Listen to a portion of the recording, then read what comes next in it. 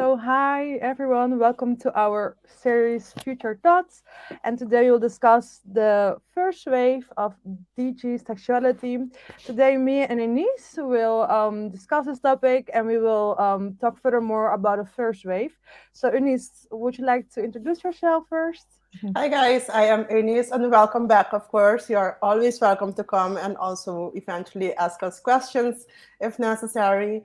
But welcome.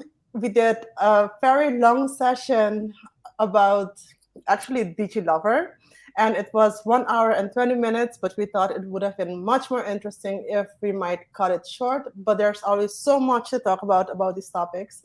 So therefore, Gabriella and I decided to just record the waves separately so that you can go a little bit more in depth um, based on the knowledge, and we can also go from our end a little bit more deeper and not really rush into the topic. So for this video, it's going to be, or episode, it's going to be about the first wave, and then there will be a second one which will focus on the second wave of the digisexuality spectrum.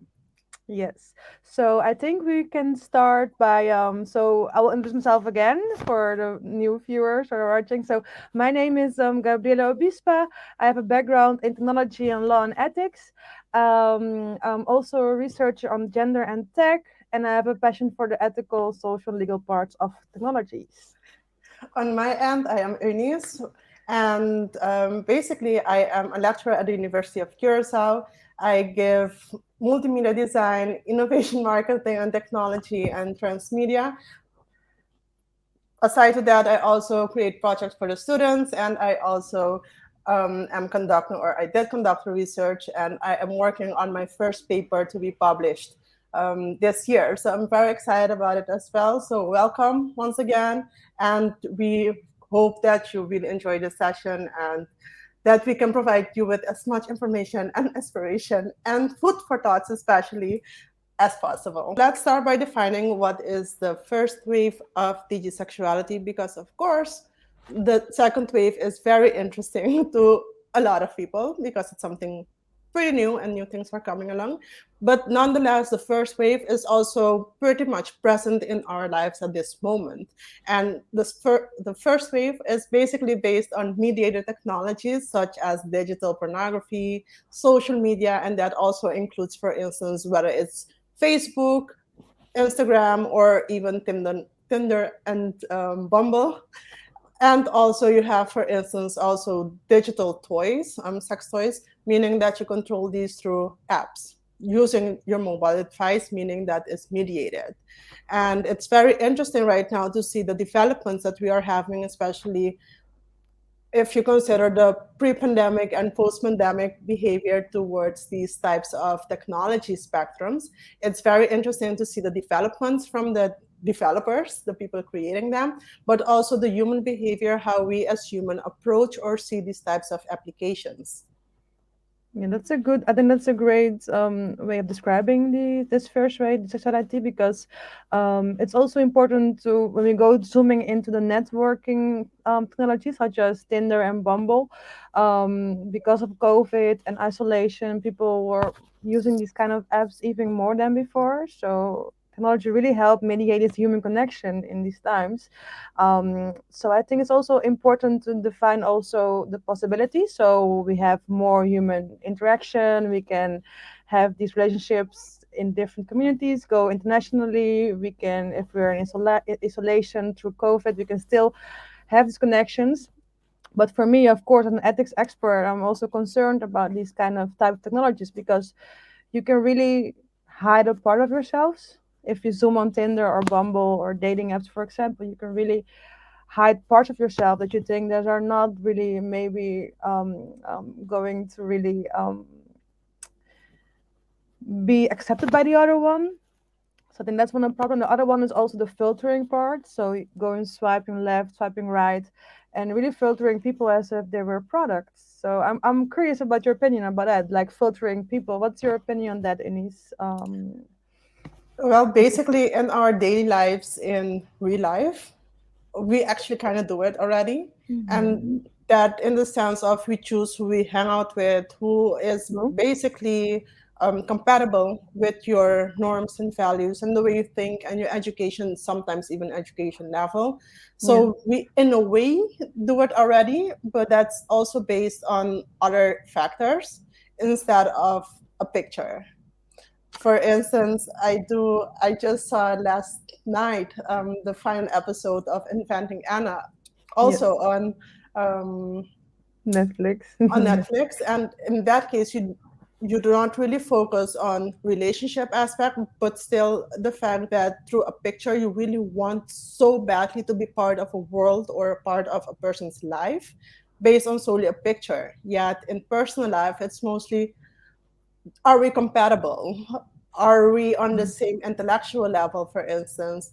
Do we like to party? Do we like to go to the same places? So it's much more physical rather than, or intellectual, a little bit more um, mindset as well, Yeah. but rather than just a picture and then focusing on or just analyzing A Inventing picture. Anna and also Tinder Swindler, I've noticed that we are one way or the other so badly immersed into, or we want a world so badly that we would put our own lives or our own way of living at risk to be able to be part of a world that basically sometimes is even non-existent. So that's very dangerous as well. And are you protected in that sense? Yeah. That's the main question as well. So we do things we want it so badly, but when it comes to it, are we? If something happened in that world, digital wise, so the Mm-hmm. application level, which is pretty much basic still, are we still protected? And that's my thing as well on the real life and also the other realm. Yeah, I understand. I think also that's the thing also about this kind of new this first wave. It's all about, okay, you're not technically, there's no human presence, so you're making this the connection, and technology is a mediator. And I think that really causes a lot of ethical dilemmas or implications, because filtering people, as in, for example, sometimes people put in their bio like, I only date models, I only date someone from this height. And I think that's, it's not like a, even though we do it in real life, I think still in real life you have the energy part, you can really see someone and really see if the connection is there.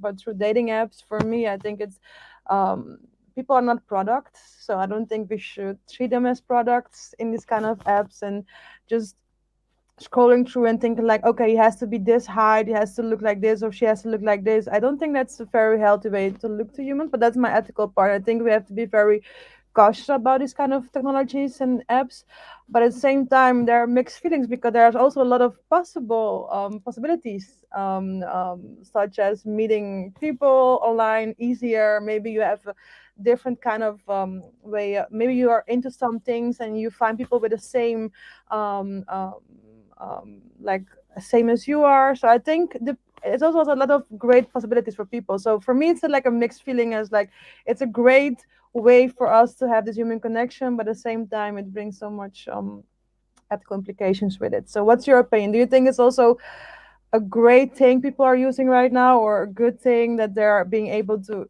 yeah, meet each other through dating apps, or Yes, of course. I mean, it's a choice that you make. I personally, in my opinion, I made a choice not to use a dating app. And that's only because I want to meet a person in person to know if there's actual connection.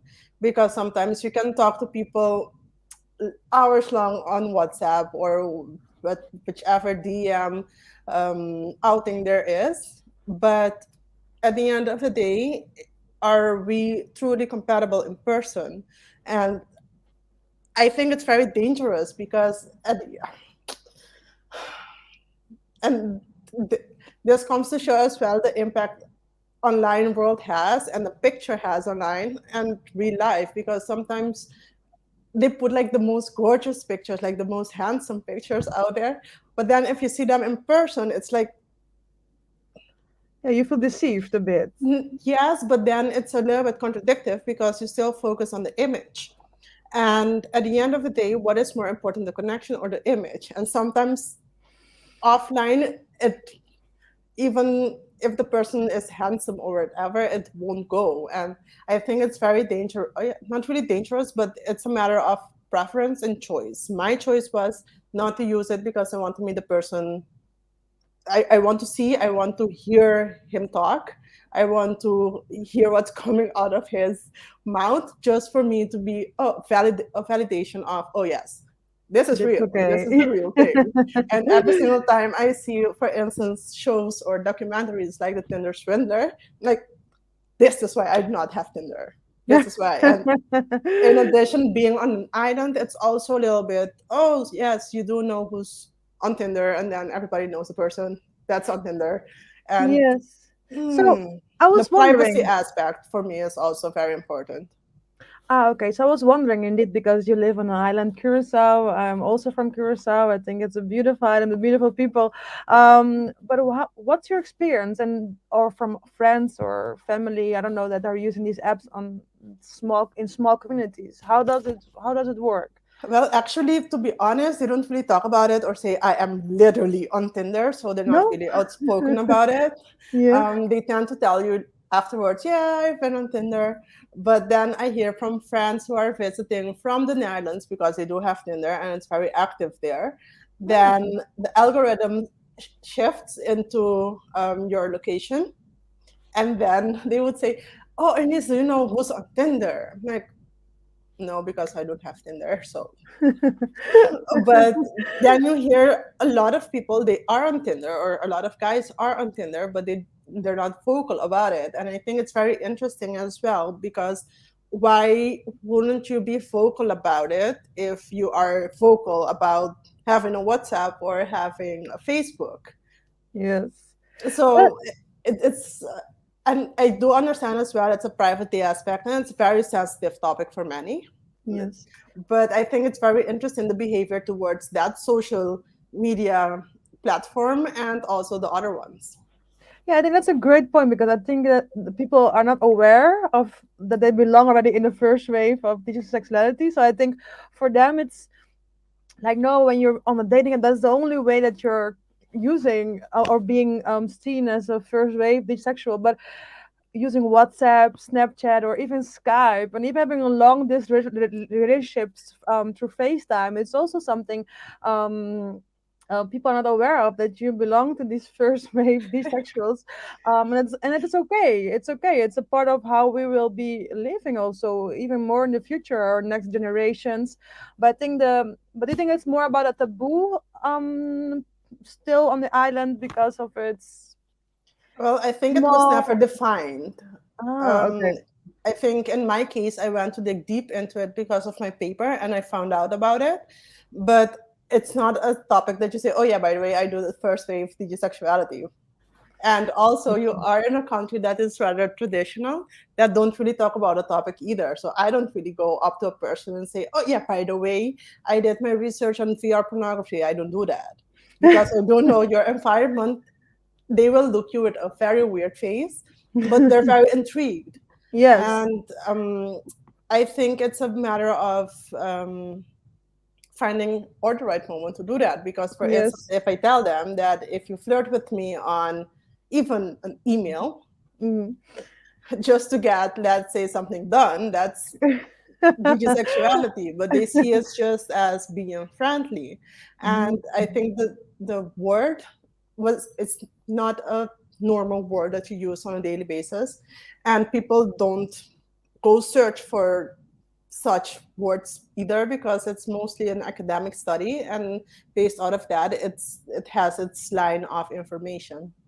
Yeah, but I remember reading your paper and I was so intrigued. So I think people will also be intrigued by your paper because I think these kind of topics I know I'm aware of that I also belong to the digisexual waves, and especially the first wave.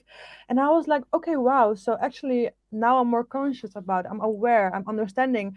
Okay, so in the future and now I will be using these kind of tools to communicate with others, even if it's Yeah. my own boyfriend or even it's meeting new people. These are the tools that we're using to connect to each other. And I think it's something also very beautiful, especially when the COVID part and you're in isolation and you want to still have this connection. It made it possible, but at the same time, it's really making me think, especially me, as okay, where is this going? Because now it's in the state of the first wave, it's in the state of maturity, and it will also evolve even more. And do you think it will be? Do you have an idea maybe because due to your paper or how it will be evolving in the future, or just Well, I think the first wave will stay. For instance, even sending a simple flower as a token of appreciation because you are yeah, so pretty, it's still digisexuality. And it's, but in real life, if you send me a flower, then it's just love, you know? But that's the thing. And my point is basically, so is it the intention behind it when it is on the digital aspect or digital level? Is it also truly love, or is there a different intention? Because the level of flirting on, for instance, these platforms are yes, very high, yes, but then when you come in person, it's not the case. And for me, the first impression then is what was happening online on the digital platform. And for me, that's like, okay, so you're like this in a conversation, so says a lot about what to expect in real life, and that's also not good. But then I do know as well that sometimes if you are online or when you are doing these things online, your level of confidence is much higher than face to face because you are afraid of being judged or the person doesn't really like you and so on and so forth.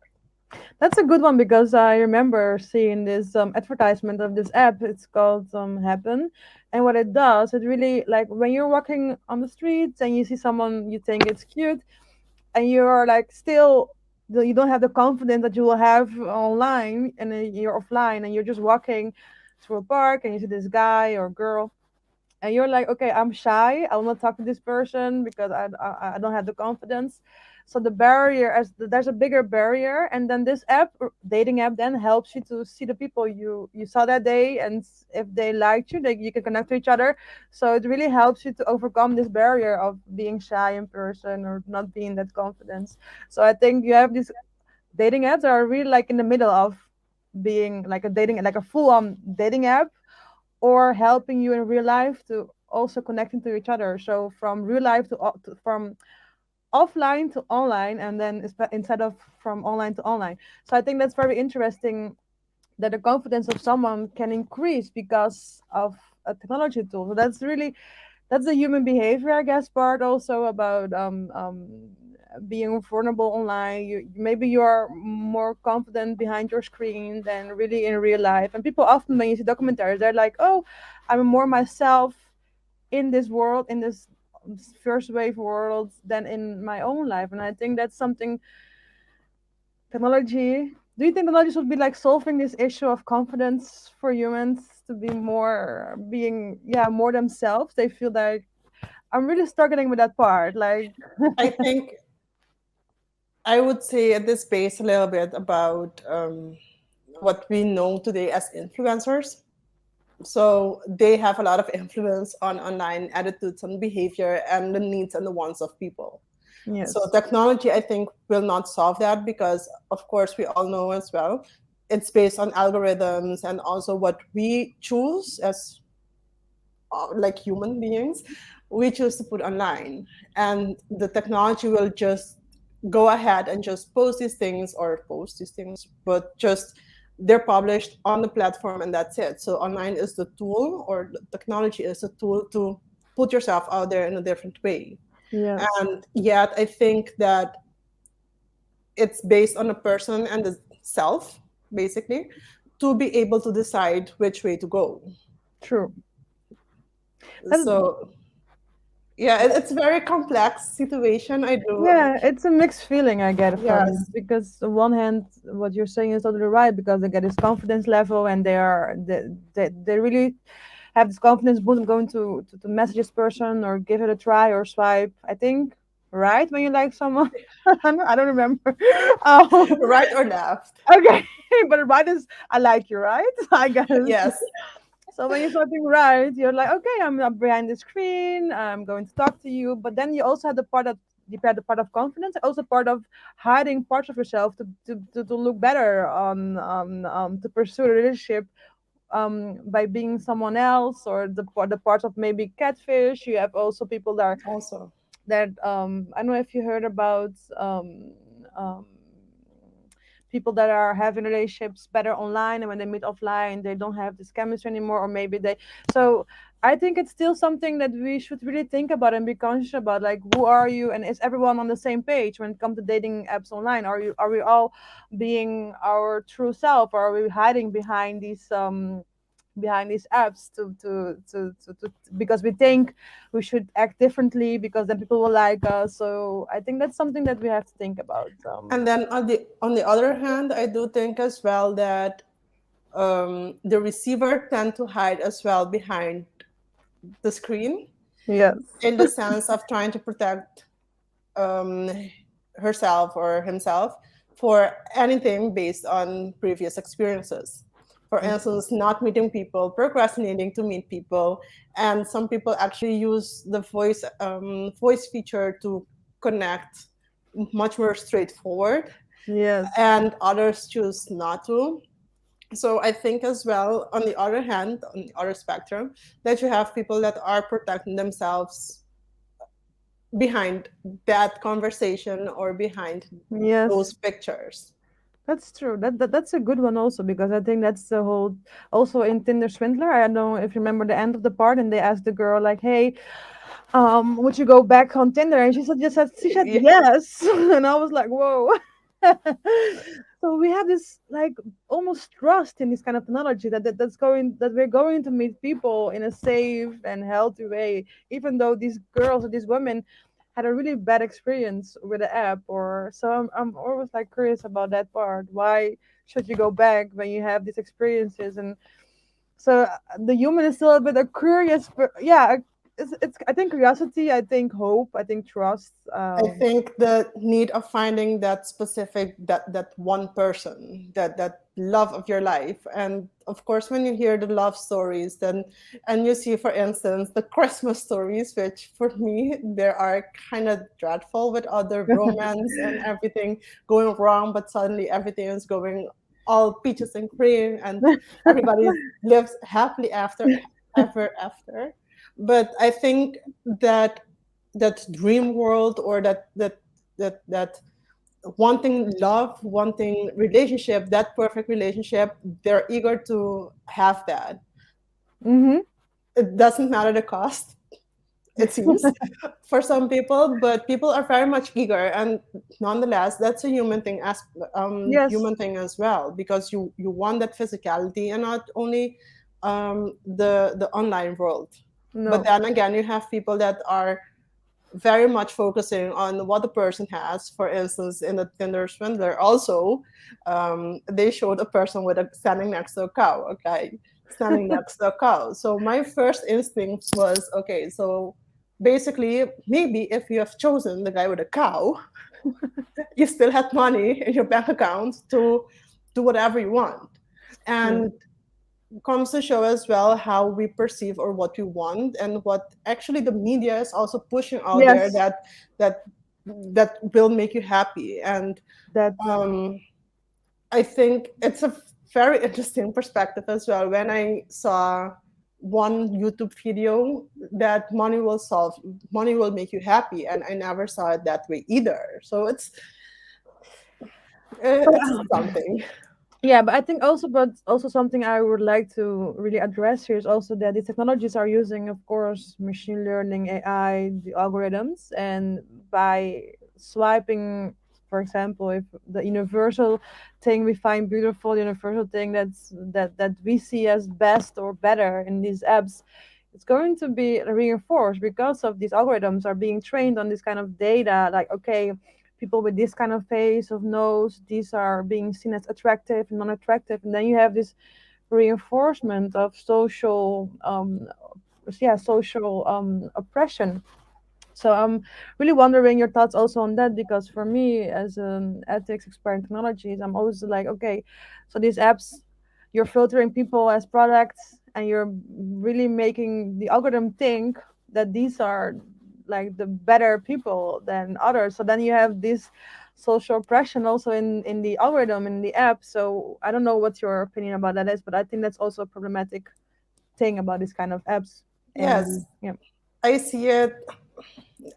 I tend to see the both sides of it. I Mm, think also because I've worked in the business or the marketing industry, I see it, yes, data collection, benefits, how are we going to push it out there? Who do we need? Who are going to target? Who are the main target audience, especially just to get the revenue stream going? yes. But on the other hand, for me personally, the ethical aspect is also very important because you touch basically emotions of people or their attitudes and behavior towards something. Yes. You persuade them to, for instance, download Tinder because then you are going to find your match. But then when you go on Tinder, then these things happen as well. And or on the other spectrum, you have to be very lucky to find in that big pond of choices that perfect guy to pursue your happiness with. Yes. So it's, for me, I see it both ways, that the need of a female on my or on, in this case I'm a female, that you really want that guy that is supportive, that you want to rely on, not only emotionally but also financially. So I do understand all that, but by using these things, it will have consequences. But on the other hand, in real life, not talking to the person, not digging deep into his thoughts and their ways of behaving also has consequences. But that's also a good way of looking at it, because when you said about the business, etc., I think that's because of the attention economy we're living in right now. So keeping you like, when you have this relationship with someone and doesn't go, maybe you had a date through the dating app and someone said something wrong, you will just be like, okay, thank you, I will go to swiping again, and then you can find better or prettier. And I think those are things that really like, it's really pushing towards like, you can find better, just stay on our app and just keep swiping and you will find better. But that's like a, that will never really happen. I think you have to figure things out with them. People are not perfect, we're all humans. And if you go on this app and they keep telling you like, just by swiping, making it so easy for you to stay on this app and having like 30 matches, for example, in one night or in a whole weekend, it's so much choice for a human. Like humans are being overwhelmed, I think, right now by so many choices they can make. Just Exactly. it's like buying shoes. Like, okay, I want that one, that one. No, that one is also cute. And then you go talking to them, and then you don't even have the time to really dig deep, because you're like Yeah. constantly swiping and meeting new people that may interest you the first 5 minutes, and then you're like, oh, I forgot. Or I even know people that forget about the connection they made and they just leave it there. It's so I think we should really be. I think using these kind of apps are very interesting. It's there are mixed feelings about it, but still, it can also help a lot of people that are a little bit more reserved and really like to talk to people first online and then go offline. I totally understand that part too. But then you have also the part of the ethical part, like filtering people, like as if there are products on Amazon or on bol.com. Yeah, but that's true Yes, though, because for instance, we've been talking about online dating applications or social media, but then you also have the other options that yes, we cannot even put all together to fit it in like one cohesive hour, for instance, because it's so much things that are happening even on the digital spectrum. And I yes. think social media is just the basic, because once you True. go into the digital pornography and the sex toys, that's a whole different ball game as well, based on emotions, which is a whole different topic, and also a different state of mind and or Yes. approach and consequences and opportunities as well. So yeah. No, I understand that. I think that's a good one also. And I think also, to be fair, like for our next, of course, for our next for the second wave, that's a different kind of consequence. And this is more, the first wave is more really everything we use as technology to mediate this communication, the connections. And I still think that it's for example, besides social networking technologies as Tinder and Bumble, you also have WhatsApp, Snapchat, that were first not meant they were not meant to be used in a sexual way, but they are being used in that way Yeah. for love, and how it affects our way of thinking of love, thinking of dating, thinking about cheating. Like, do we consider cheating when you were using these kind of apps or not? I want, like, this is the last question I want to ask you, and it's like the part of cheating, right? Do you think it's cheating when people are, or do you think people consider it cheating when they go on these kind of types of apps or using these technologies to make this Okay. connection? So people will not consider this cheating rather than just a means of communication. But Yes. according to academic studies, it is cheating. Just to keep it Get short it and out not there. just to keep it short and not really go into discussions, because of Sure. course there are many aspects of it as well, and then you get emotions involved and all of those, like it's a whole package. But according to academic studies, yes, it is cheating. According to human behavior and Yes. human nature, it's just we are communicating in a very nice and polite way to others just to get our way or to get what we want. That's a good way of making like I think that's a good way to explain it also, because I think it's a lot of these kind of topics, especially about dating app topics. There are a lot of debates I've read about this whether it is right or wrong. So it's good to just keep it open, you know. And of course, academic says it's cheating, so that's a good we have our answer. So for all the girls out there and men out there, you have academic proof right now. Uh, Exactly. so but at the same time, it's something that still it's evolving, it's maturing, and we still have to keep having these kind of conversations about these topics, and then see which directions we're going or not. So I think it's a good way of just talking about it is enough, I guess. I think and Yes. doing research and like your paper, for example, it's really help us to navigate this new this world of digisexuality. So yes. Yes, I think we can leave it up for the audience, up to the audience, if they want to know more about the topic, and also dig a little bit more deeper into the other aspects of mediated technology when it comes to sexuality and intimacy. And for us as well, it was a pleasure to really discuss about this. We really tried to maintain it within a reasonable hour, a pleasant amount of minutes for everybody to listen to, because we can go on and on about it. And of course, a little bit more deeper information can be found in the extended version of this video. Yes.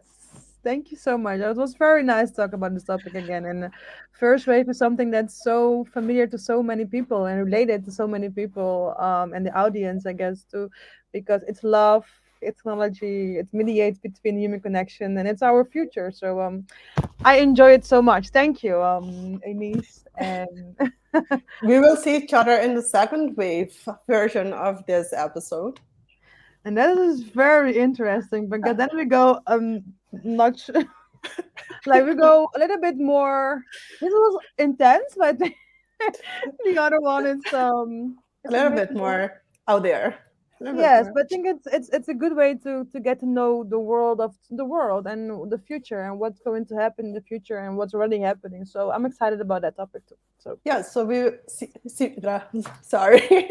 So no, we no. will see each other in a little bit. Yes. Thank you so Bye. much. Have a nice day.